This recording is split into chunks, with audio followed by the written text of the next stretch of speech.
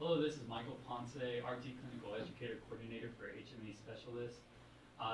Today we're going to be going over the use of the concentrator. This video is intended for patient instructional use and demonstration purposes only. The concentrator that we have today is the Invacare concentrator, but HME does carry three primary manufacturer types, including Invacare, Respironics, and DeVilbiss. We are going to be going over just the general use of the concentrator. We're going to discuss supplies and parts of the machine, setup and operation of the machine, as well as cleaning and maintenance. All right, we're going to be discussing some of the parts as well as supplies included for the concentrator. We're going to talk about some of the features on the machine first. Here is the on and off switch, the reset button, your indicator lights, the hour meter, your flow meter, flow knob, flow outlet. First we have the on and off switch here, the reset button. We do have the varying indicator lights here. We have the O2 purity light, the hazard light, and the service maintenance light. Please note that the hazard light is usually for minor issues that is going on with the machine. We are going to discuss this later in the video. And then there is the red service light. This is, all the alarms are going to have an audible alarm, but with the red service light, if this turns on, it's usually an internal failure of the machine, and the machine needs to be maintained by a technician.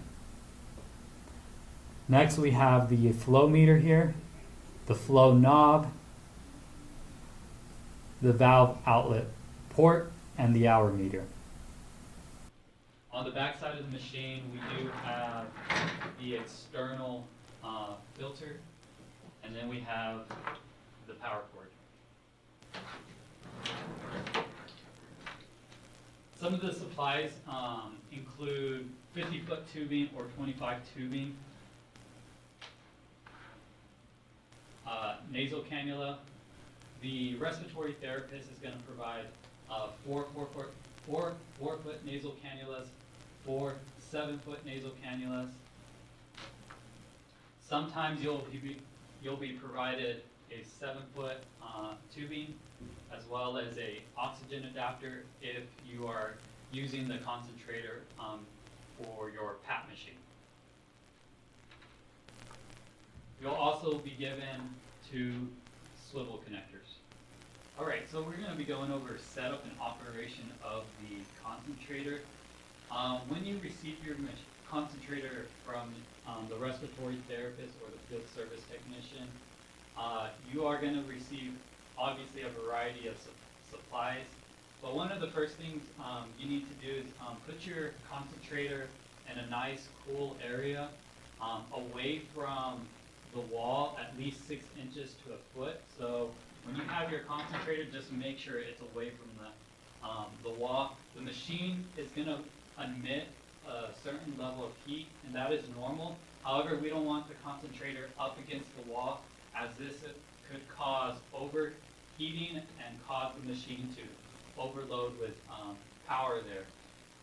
If the machine does overload with heat, you may get a hazardous light here. Now, this does not mean that the machine is broken. It's this middle light here. It has a triangle and an exclamation mark. This is usually a minor issue. What you just need to do is make sure that that concentrator is away from the wall. The next part of the machine, you're going to have to go ahead and plug it in. You want to make sure that you plug this in directly into a wall outlet. Please do not use a power strip or a strip that's overloaded with other power sources, as this could cause the machine to trip. If the machine trips, the reset button here will pop out and the machine will power down. Once again, the machine is not necessarily broken, or it just means that the machine power tripped and you need to reset the reset button here. Once you press the button back in, you can go ahead and turn your concentrator right back on, and it should be working just fine. All right, so once you got it plugged in directly into the wall, you want to go ahead and turn on your concentrator. So on the machine itself, you have the O, which means off, and the I indicator, which means on. You want to make sure you're on the I indicator and press that in, and the machine will turn on. Once the machine is on, the machine has to run for at least 10 to 15 minutes, depending on what manufacturer brand of concentrator that you have. You want to make sure that it runs at least 10 to 15 minutes. If you do not let it run for 10 to 15 minutes, you will not receive the prescribed level of oxygen ordered by your provider. You have to let the machine run for its through its course before you can actually use the machine. Okay, on the light indicator, there is a symbol that has O2 on there. Once that light indicator turns on, the machine is ready to be used. You can go ahead and get your machine all hooked up, and you can go ahead and place it on, and you'll get the prescribed level of oxygen. In order to set the prescribed level of oxygen that's ordered by your provider, you have to use your flow meter and your flow knob. So if you're prescribed 2 liters, you'll be able to use your flow knob. If you turn left, your flow meter has a ball in the inside of it, and it'll raise up. If you turn right, the ball inside will go down, and you can place it at the correct liter flow that you are prescribed. All right, we're going to go ahead and move forward to the supplies. So as I stated before, you will be receiving either 50-foot tubing or 25-foot tubing. You do have a rubber connection piece on one end of the tubing. This is going to go on your valve outlet, and you want to just make sure you place it on there nice and snug. And then on the other end of your tubing, you also have the same rubber fitting.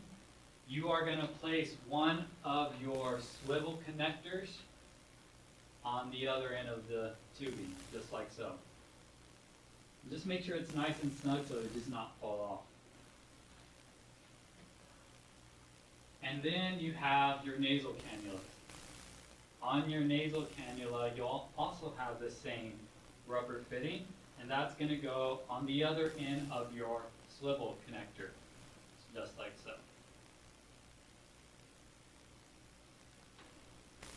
All right, so one thing to keep in mind, you will be offered either the 25-foot tubing or the 50-foot tubing. You can choose whichever one that you want. However, do not exceed more than 50 feet. If you exceed more than 50 feet of tubing, what the machine will do, it has to travel through the tubing, and the longer the tubing, the more opportunity for the oxygen to dilute, and then you will not receive the prescribed level of oxygen ordered by your provider. So please do not exceed more than 50 foot of tubing. All right, now that we got your tubing connected to your machine, you allowed your machine to run for 10 to 15 minutes. The oxygen indicator light is now on. You are ready to put on your nasal cannula. So this is what your nasal cannula looks like. You do have nasal prongs. You want to make sure those nasal prongs are facing down, not up. Otherwise, this will cause some discomfort and can potentially poke your nasal passages. So make sure that the nasal prongs are facing down and not up. To properly place your nasal cannula, you are going to grab the left side and the right side of your nasal cannula. You're just going to grab it with your thumb and your pointer finger there, and then you're going to place over your ears, just like so. And this is going to just sit on the back of your ears. And then you have an adjuster right here. And please adjust it to where it's comfortable, not to the point where it's choking your neck there. And then this is how you place your nasal cannula. So you want to make sure that they're on the back side of your ears. Now, the respiratory therapist does offer cushions to place on the back of the ear. Sometimes when you are wearing your nasal cannula for long periods of time, your ears may get irritated here. We do have cushions that we can provide to you that you can place over the nasal cannula tubing there. Okay, we're going to be discussing cleaning and maintenance of the concentrator machine.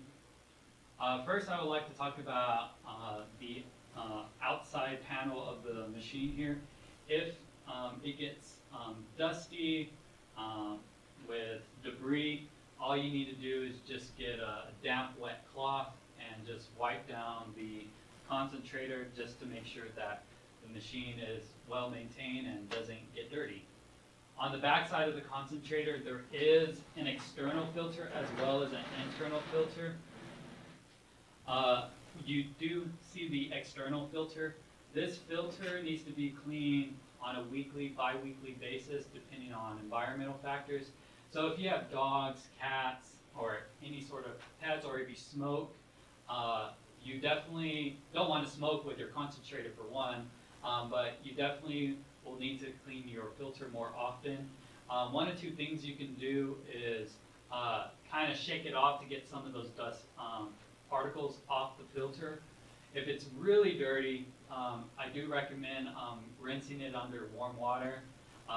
Rinse it out for at least 30 seconds and then squeeze it, and then to get all the excess moisture. What some people will do is they'll put some paper towels to kind of dab it to make sure that that excess moisture is not there.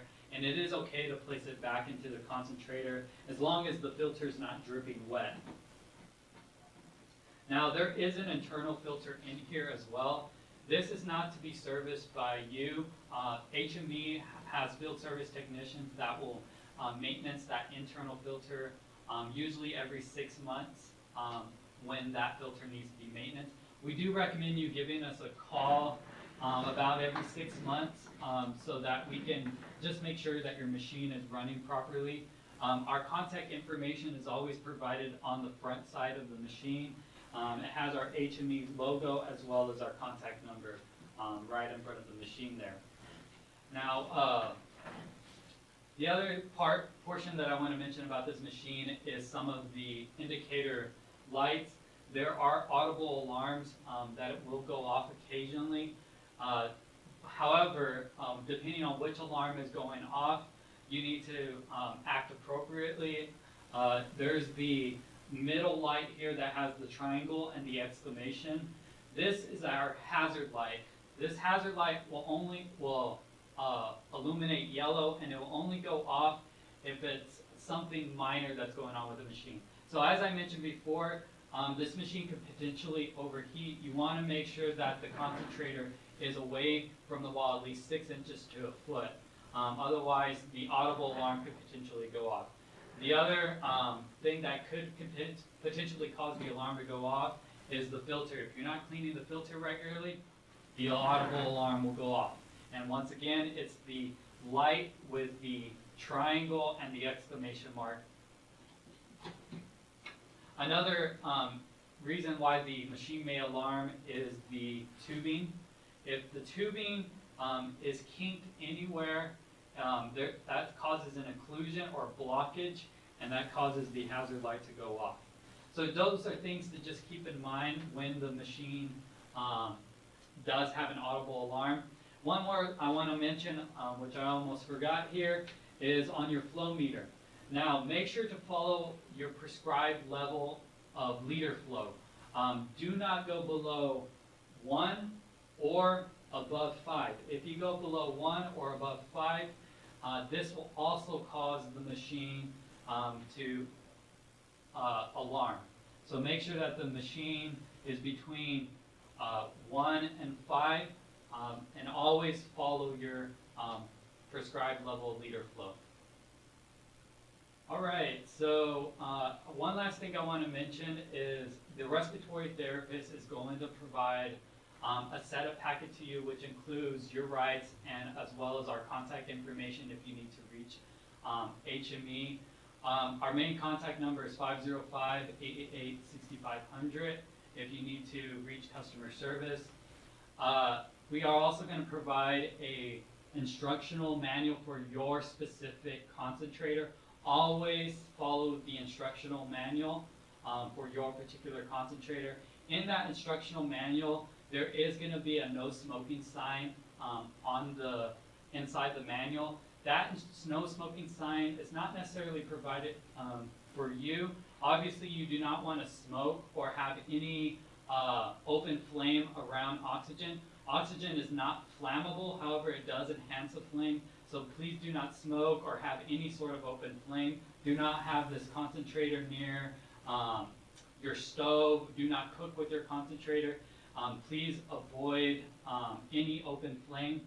Place that no smoking sign on the outside of your window or on your front door so that family members as well as emergency services are aware that there is oxygen in the home.